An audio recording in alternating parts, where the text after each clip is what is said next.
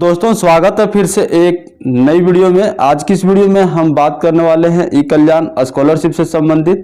अगर आप लोग 2024 में ई कल्याण स्कॉलरशिप के लिए आवेदन करने जा रहे हैं या तो फिर करने के बारे में सोच रहे हैं, तो उससे पहले आप लोगों को ये वीडियो जरूर देख लेना चाहिए, क्योंकि हम इस वीडियो में बात करने वाले हैं कि ई कल्याण स्कॉलरशिप में क्या क्या डॉक्यूमेंट लगेगा, कैसे आप लोगों को डॉक्यूमेंट को अपलोड करना है। जैसे कि पिछले बार बहुत सारे लोगों का डॉक्यूमेंट के कारण से आवेदन को रिजेक्ट किया गया था। कुछ स्टूडेंट का इनकम सर्टिफिकेट एडिट करके लगा चुके थे, बहुत सारे स्टूडेंट का टोकन नंबर नॉट फाउंड करके आ रहा था, तो कुछ लोग का जो पिछले साल का यानी कि प्रीवियस ईयर का मार्कशीट वगैरह रहता है उसमें गलत अपलोड किया गया था।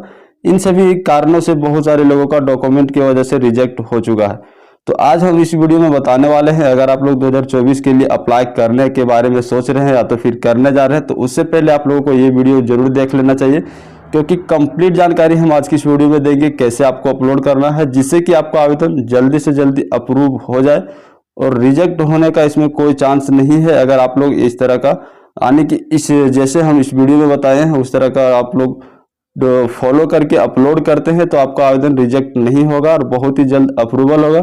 अप्रूवल अगर आप लोग का जल्दी होता है यानी कि पहले होता है, तो आप लोगों को पता होगा कि फर्स्ट राउंड में ही पेमेंट आ जाता है। जितने भी स्टूडेंट का रिजेक्ट हो जाता है या तो फिर पेंडिंग हो जाता है, तो वैसे में फिर अप्रूवल होने में काफ़ी लंबा समय लग जाता है। तो हम कंप्लीट जानकारी आज की इस वीडियो में देने वाले हैं डॉक्यूमेंट से रिलेटेड, इसलिए आप लोग वीडियो को अंत तक देखें, जिससे कि आपको कंप्लीट जानकारी इस वीडियो के माध्यम से मिल सके। तो चलिए बिना देर किए हम आज की इस वीडियो को स्टार्ट करते हैं। तो सबसे पहले हम आप लोगों को यहाँ बता देना चाहेंगे कि आवेदन करते वक्त आपको क्या क्या डॉक्यूमेंट लगेगा। देन हम आगे बात करेंगे इन सभी डॉक्यूमेंट को आपको अपलोड कैसे करना है ताकि आपका रिजेक्ट ना हो, यानी कि किसी भी कारण से रिजेक्ट पेंडिंग ना किया जाए। तो सबसे पहले यहाँ पर देख सकते हैं एक नंबर में आपको दिख रहा होगा ऑनलाइन के माध्यम से निर्गत आय प्रमाण पत्र, यानी कि आपका ऑनलाइन से निर्गत होना चाहिए, या तो फिर आपका ये अंचल से हो या फिर आपका अनुमंडल से बना हो, लेकिन ऑनलाइन से बना होना चाहिए।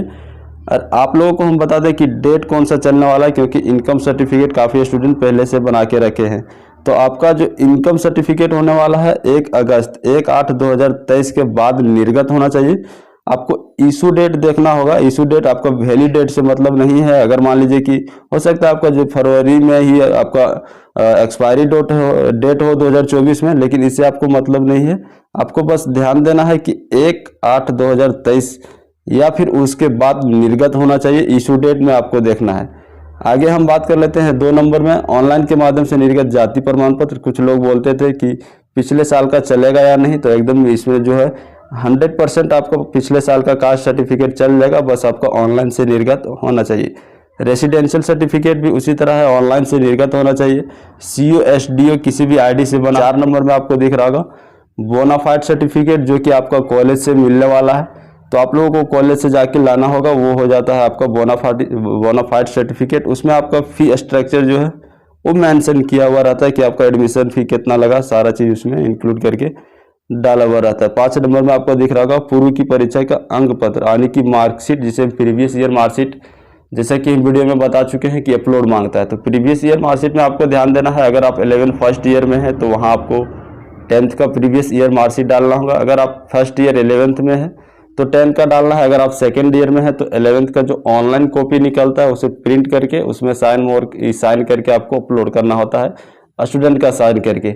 अगर आप बीए फर्स्ट सेमेस्टर में है तो वहाँ से आपको 12th का अपलोड करना है। अगर आप सेकेंड ईयर बीए में है तो वहाँ पर आपको फर्स्ट सेमेस्टर या सेकेंड सेमेस्टर कोई भी मार्कशीट अपलोड करना होता है। इस तरह का प्रीवियस ईयर में आपको जो भी पिछले साल पास किए हैं उसका अपलोड करना होता है। देन आपको यहाँ पर दिख रहा होगा 6 नंबर में छात्रवृत्ति की धनराशि जो है वो PMS यानी कि आधार डीबीटी से मिलता है। बहुत सारे स्टूडेंट का कहना है, जैसे कि पिछले वीडियो में अप्लाई का प्रोसेस बताए थे उसमें बताया जा रहा था कि अकाउंट नहीं मांगा जा रहा है तो पेमेंट कैसे आएगा। यहाँ से आप लोग देख सकते हैं छात्रवृत्ति की धनराशि PMFS के माध्यम से आधार इनेबल डीबीटी के द्वारा सुयोग्य छात्र छात्राओं के खाते में अंतरित की जाएगी। बैंक खाता को आधार संख्या से सीडिंग होना अनिवार्य है, तो आप लोगों को जुड़ा के रखना चाहिए ताकि आपका डायरेक्ट डीबीटी के माध्यम से पेमेंट आ सके। डेट के बारे में हम पिछले वीडियो में बता चुके थे कि 11 जनवरी से चालू है, यानी कि चालू हो चुका है, और 20 फरवरी 2024 तक लास्ट होने वाला है। तो यहाँ से आप लोगों को सारा डाउट क्लियर हो गया होगा क्या क्या डॉक्यूमेंट लगने वाला है।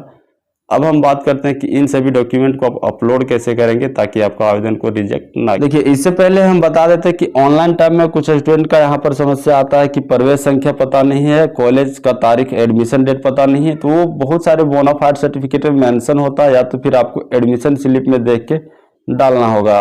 नीचे हम दिखा देते हैं लास्ट ईयर क्लास डिटेल। यहाँ पर आपका डिवीजन, ग्रेड या तो फिर CGPA कुछ भी डाल सकते हैं प्रीवियस ईयर का, और वो उसी के हिसाब से आपको कितना नंबर वगैरह लाए हैं सब इसमें डालना होता है।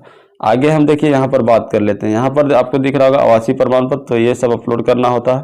फोटो, जाति प्रमाण पत्र। तो आप ध्यान दें कि जो भी डॉक्यूमेंट को आप जेरॉक्स कॉपी अपलोड करते हैं, जैसे कि जातीय आवासीय आय का आप जेरॉक्स कॉपी अपलोड कर रहे हैं, या तो फिर प्रीवियस ईयर का जो अंक पत्र है, मार्कशीट, उसका जेरॉक्स कॉपी अपलोड कर रहे हैं, तो उसमें स्टूडेंट का साइन कंपलसरी होता है। तो आप लोग को ध्यान देना है, नहीं तो फिर आपका आवेदन को रिजेक्ट किया जाएगा। जैसे कि पिछले बार बहुत सारे स्टूडेंट का एप्लीकेशन को रिजेक्ट किया गया था, जिसमें से आवेदक का साइन नहीं हुआ था।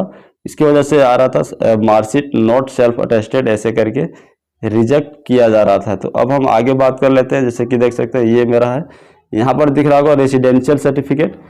पिछले बार बहुत सारे लोगों का यहाँ रिजेक्ट किया गया था टोकन नंबर नॉट फाउंड करके। तो आप लोग को ध्यान देना होगा, जैसे कि अभी आपके सामने दिख रहा होगा रेसिडेंशियल सर्टिफिकेट का पूरा copy.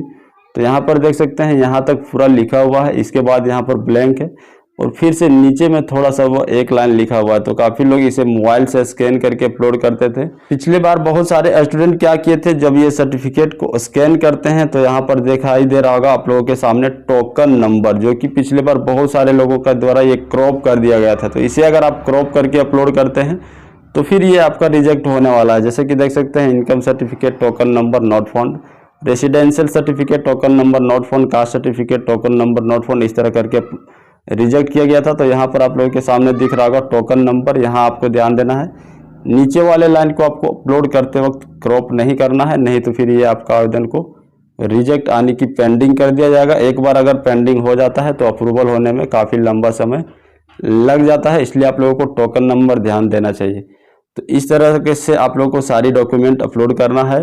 Caste certificate, income certificate, तीनों में आपको देख लेना होगा टोकन नंबर होना चाहिए। मार्कशीट अगर आप जेरॉक्स कॉपी अपलोड कर रहे हैं तो आप कैंडिडेट का साइन करके अपलोड करें, अदरवाइज आप कलर कॉपी को ही अपलोड करें। तो हमें उम्मीद है कि वीडियो में बताई गई सभी जानकारी आप लोगों को क्लियर समझ आ पाया होगा। फिर भी आपके मन में किसी तरह का सवाल है, आपको किसी भी तरह से समझ नहीं आ पाया हो किसी भी टॉपिक को, तो आप हमें इस वीडियो के कमेंट सेक्शन में बता सकते हैं, या फिर आप हमें डायरेक्टली इंस्टाग्राम पर मैसेज करके पूछ सकते हैं। इंस्टाग्राम ID का जो लिंक है वो आपको कमेंट सेक्शन में मिल जाएगा। तो आज की इस वीडियो के माध्यम से बस यही अपडेट। वीडियो पसंद आया तो वीडियो को लाइक करें, चैनल पर नहीं है तो चैनल को सब्सक्राइब करें, ताकि ऐसा इन्फॉर्मेटिव वीडियो ई कल्याण से रिलेटेड टाइम टू टाइम आगे भी आपको मिल सके।